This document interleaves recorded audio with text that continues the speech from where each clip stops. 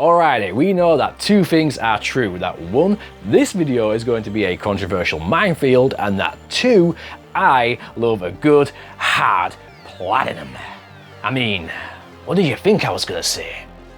So I recently dived back into the Modern Warfare franchise, and after suffering through the ever so frustrating Mile High Club for hours on end, the thought crossed my mind. There's a glitch that would make this child's play, save me time and a ton of stress. Thus, I was at a crossroads of my morality.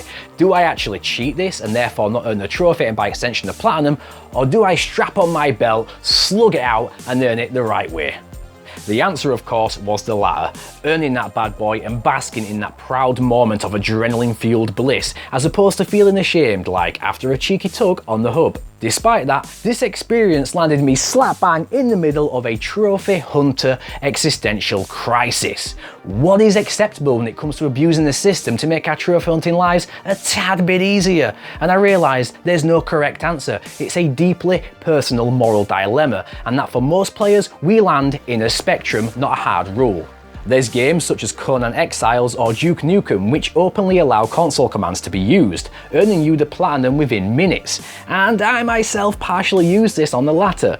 Once I had my nostalgic fill, I went ahead and used the commands to save me hours of gameplay and a potential old school gaming migraine. Progressing up the spectrum, we have good old safe scumming, and yes, this is a touchy area, and it's a lot more complex than it may seem at first glance, and the name alone tells you how the community, including normal gamers and developers, feel about this tactic.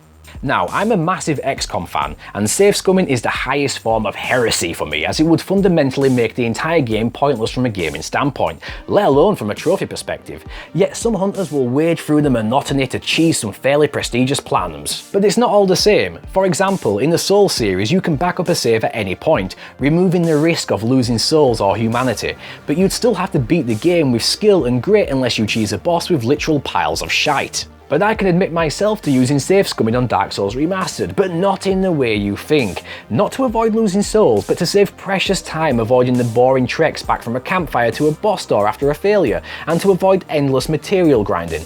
In games with no death runs, it seems to be considered acceptable, with a general consensus of, if the devs didn't want us to do that, they wouldn't let us back up our saves, just like in Wolfenstein 2, and that is kind of muddy in the waters, but with those damn facehuggers, I can see why.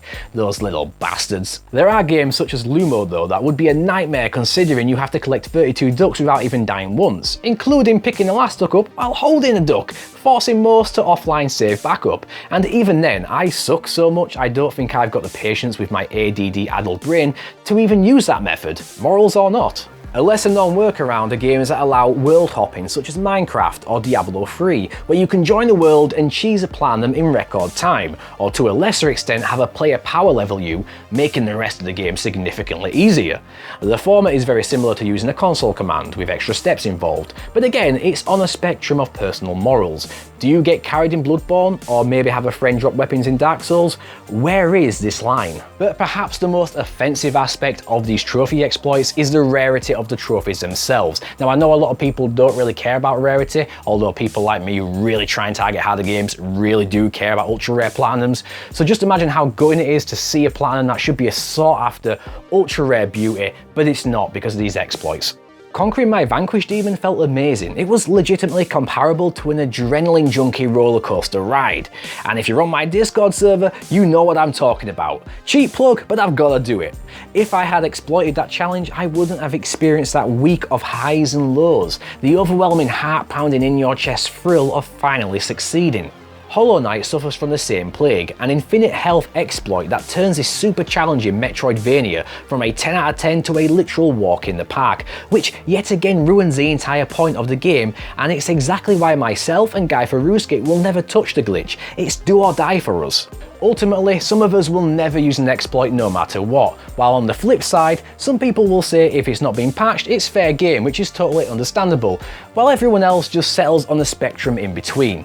I'd personally never use a difficulty glitch or an item exploit such as in Vanquish, but I have no problem using infinite weapons in Resident Evil 2 and 3 as they're built into the game and intentionally do not void the trophies like an exploit would.